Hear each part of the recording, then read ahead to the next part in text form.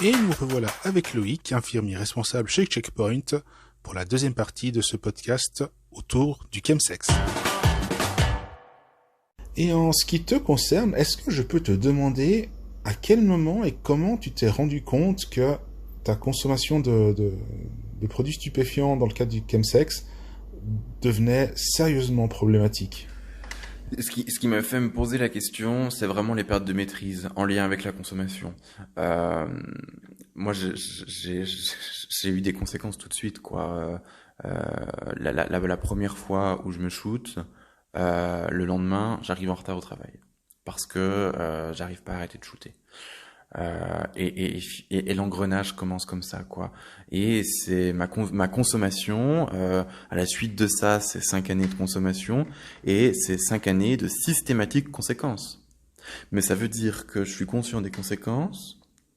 Moi, j'ai demandé très vite de l'aide. Au bout de 6 mois de conso, je commençais déjà un travail avec un addictologue, où on m'a bourré de médicaments, on m'a fait voir des psys, mais j'avais demandé de l'aide. Donc ça veut dire que malgré cette conscience qu'il y avait un problème, malgré l'appel à l'aide que j'avais fait, j'ai quand même vécu 5 années à consommer, avoir des conséquences, souffrir des conséquences, penser que c'était la dernière fois, finalement reconsommer. Ça a vraiment été un cycle sans fin et voilà, moi le jour où je rencontre ma conseillère en addiction, le jour où elle m'explique que la dépendance est une maladie et que je dois arrêter d'aller chercher plus loin, qu'elle me donne les outils pour arrêter de consommer, moi, elle me sauve la vie. Elle me sauve vraiment la vie parce que je suis à bout de force et je sais plus comment faire. Alors jusque-là, on a parlé du chemsex en général, on a parlé de ton expérience du chemsex, mais l'entourage dans tout ça, l'entourage de ces consommateurs et de ces dépendants, comment est-ce qu'ils peuvent réagir? C'est compliqué pour l'entourage.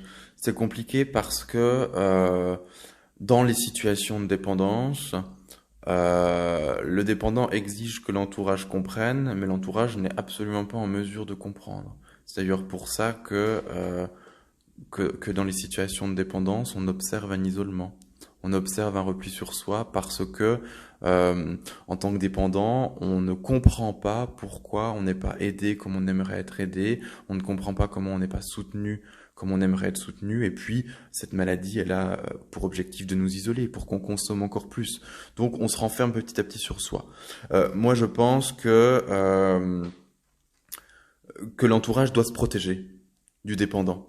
Parce qu'on est des personnes dans la consommation active qui détruisent tout. On a vraiment que faire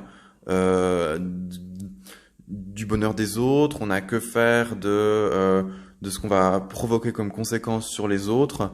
Quand on est dans la folie de la consommation, dans la folie de la maladie,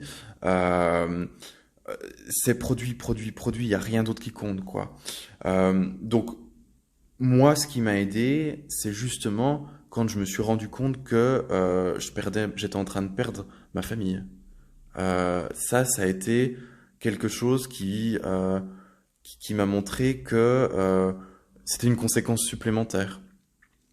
C'est souvent ce que je recommande, c'est à l'entourage de se protéger, de mettre la distance nécessaire pour se protéger et surtout de réorienter. Réorienter vers des structures, vers des personnes qui sont aptes à entrer en matière dans ce domaine-là. Alors il faut savoir que le dépendant, il écoute pas grand-chose. Donc il faut pas chercher à le convaincre à aller voir un professionnel de santé. Il faut pas chercher à le faire à sa place parce que si ça vient de lui, ça ne marche pas. Tant pis pour le temps que ça prend. Parfois, ça peut être critique, mais c'est ça qui fonctionne. C'est quand le dépendant passe à l'action. Donc, voilà, moi je pense qu'il faut mettre entre les mains du dépendant le fait qu'il existe, et notamment à Checkpoint, des consultations spécialisées, avec des accompagnements par les pairs. Le fait qu'il existe des groupes de parole qui ont lieu 2 fois par mois à Checkpoint. Et ensuite, c'est aux dépendants de se saisir de ça. Donc là, tu parles d'une personne dépendante, et est-ce que c'est la même chose pour les consommateurs? Pour les consommateurs, je pense que si l'entourage est inquiet malgré le fait que ce soit des simples situations de consommation, la clé c'est la communication. Euh, du moment où il y a une possibilité de parler avec la personne et du moment où la personne elle est suffisamment ouverte d'esprit pour se questionner sur la manière dont elle se comporte vis-à-vis des produits et pour envisager des changements parce que peut-être ça interroge les autres. Euh, voilà. Et après, faut aussi dire que ben c'est pas forcément, moi en tout cas c'est mon avis, c'est que c'est pas un problème de consommer des produits du moment où on fait attention à respecter tout ce qui va être réduction des risques, du moment où on met pas en danger sa santé. Mais du coup, vu que l'entourage doit avant tout se protéger des consommateurs et dépendants de chemsex qu'il souhaite aider, si moi par exemple j'ai un pote qui est consommateur ou dépendant de chemsex, comment est-ce que je dois réagir? Est-ce que je dois garder mes distances et regarder mon pote toucher le fond? Ou est-ce que je peux déjà intervenir avant? De mon expérience, ça n'a pas marché pour moi quand mes parents se sont relayés chez moi pour que je puisse avoir un travail et être sûr que je sois jamais seul. J'allais consommer dans leur dos. Le jour où mes parents m'ont dit, maintenant tu te débrouilles et on arrête, ça a fonctionné. Ce qu'on dit, c'est que le dépendant, on peut rien faire pour lui. On dit d'ailleurs souvent que le dépendant, tant qu'il n'a pas touché son fond, c'est difficile pour lui de regarder les choses en face et d'entreprendre le processus de rétablissement. Moi, je pense que quand il y a trop de résistance, quand il y a trop de déni, faut laisser les... C'est terrible, hein, mais je pense qu'il faut laisser la personne se casser la gueule, quoi qu'il arrive, pour que derrière il puisse y avoir quelque chose de positif. Donc du coup, si j'ai un pote qui est dépendant ou consommateur, tout ce que je peux faire, c'est juste lui donner une brochure d'un centre, comme Checkpoint par exemple, mais voilà, je pourrais pas m'impliquer plus que ça ne servira pas forcément à grand chose. Oui, j'ai fait l'expérience, moi. À une époque, je forçais avec des patients. Rien à faire, rien à faire. Du coup, maintenant, ce que je fais quand les gens me demandent, c'est pareil. Je donne mon numéro de téléphone, je donne un flyer. Si tu peux aller sur mon Instagram, il y a des vidéos de moi en train de parler de chemsex. Puis après le reste, c'est à lui de faire. Et moi, c'est ce qu'on a fait pour moi. Quand on m'a donné le numéro de la conseillère en addiction, j'ai mis plus de 6 mois pour l'appeler, hein. Parce que je disais à une amie, oh, appelle pour moi, appelle pour moi, appelle pour moi, c'est une femme que tu connais, appelle pour moi. Elle a toujours refusé. J'aurais pu faire des overdoses et crever pendant les 6 mois. Tant pis pour moi, tant pis pour moi. Et ça s'est passé autrement et tant mieux. Il faut pouvoir être suffisamment fort pour l'entourage pour accepter que c'est tant pis pour lui. C'est ça aussi. Souvent, ce qu'on dit dans le programme, en fait, c'est tant pis si la personne elle meurt, quoi. C'est dur, hein, mais une fois que t'as tout mis entre ses mains, si la personne elle veut pas faire, ça lui appartient entièrement. J'ai lu à quelques reprises des articles qui disaient que le chemsex était le nouveau sida. Forcément, ayant fait partie de ce qu'on appelle la génération sida, moi c'est une phrase qui m'a quand même grandement interpellé. Et je souhaiterais savoir, en tant qu'infirmier, ce que tu penses de du parallèle qui est fait entre le chemsex et le sida. Je sais que pour discuter avec beaucoup de militants du, du VIH, c'est quelque chose qui est assez difficile pour eux à entendre. Je sais pas si on peut dire c'est le nouveau sida. Par contre, dire qu'il y a une épidémie, pour moi, j'ai aucun problème à le dire. Il y a réellement euh, des situations de plus en plus nombreuses, de plus en plus graves, et il y aura des répercussions communautaires, des répercussions individuelles, il y en aura.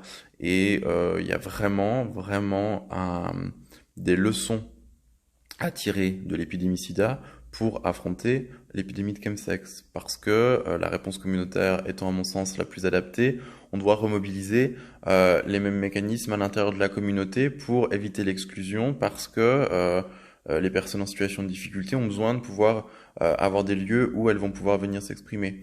Euh, moi, je suis persuadé qu'il y a quand même une grande vigilance à avoir sur ce sujet-là. Euh, ouais, une grande vigilance. En tout cas, moi j'en ai fait. Ce serait un peu gros de dire j'en ai fait ma bataille, tu vois. Mais voilà, c'est ce qui aujourd'hui donne du sens à mon métier ici à Checkpoint. Euh, c'est de transmettre ce message qu'on m'a transmis. Je pouvais pas rester devant des personnes en situation de difficulté et pas leur partager ce qui moi m'avait permis vraiment de me sauver le derrière. Donc il y a une nécessité vraiment de qu'on fasse de la place aux personnes qui sont au fait de ces situations et une nécessité qu'on les écoute et qu'on leur accorde du crédit. Alors, on arrive presque à la fin de ce podcast. Est-ce qu'il y a un ou des conseils que tu souhaiterais donner aussi bien aux consommateurs qu'aux dépendants de chemsex? Finalement, le conseil, il vaut pour les deux, c'est de communiquer au maximum. Ne pas s'isoler dans ses consommations, qu'on se sente ou non dans une situation problématique, le truc à ne pas faire, c'est s'isoler. Donc vraiment, savoir que si dans son entourage on n'a pas des personnes avec qui on est à l'aise d'en parler, savoir qu'on peut venir à Checkpoint et parler de sa consommation, qu'elle soit ou non problématique, vraiment j'insiste là-dessus, et que l'accueil qui sera fait à ça ici, c'est un accueil qui sera bienveillant, c'est un accueil qui sera non jugeant, c'est vraiment voilà, ce sera vraiment hyper safe quoi. Et je pense que c'est la clé. Du moment où on communique, du moment où on s'isole pas avec sa consommation, euh, ça veut pas dire qu'on va sauver une situation de dépendance, qu'on va sauver mais on va pouvoir regarder les choses avec beaucoup plus de lucidité, et puis on va pouvoir repartir avec des outils qui vont permettre soit de consommer sans risque, soit d'arrêter de consommer. Et ça, c'est valable aussi bien pour les personnes dépendantes que pour les, entre guillemets, simples consommateurs de chemsex.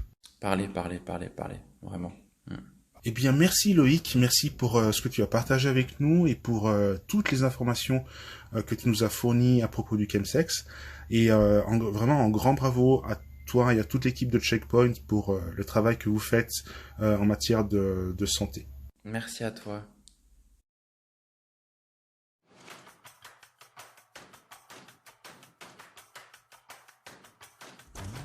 Et voilà, nous sommes arrivés à la fin de ce podcast en deux parties sur le chemsex. Vous pourrez retrouver plein d'informations sur mycheckpoint.ch. Le Checkpoint de Genève propose notamment un groupe d'échange tous les premiers et troisièmes vendredis du mois de 19 à 8 heures, en présence de Loïc, que nous venons de rencontrer, et de consommateurs et dépendants au chemsex. Pour plus de confidentialité, vous pouvez également contacter Checkpoint pour une consultation privée. Enfin, n'hésitez pas à consulter mycheckpoint.ch pour découvrir ce qui est proposé sur le compte de vous. Merci pour votre écoute et comme d'hab, soyez fiers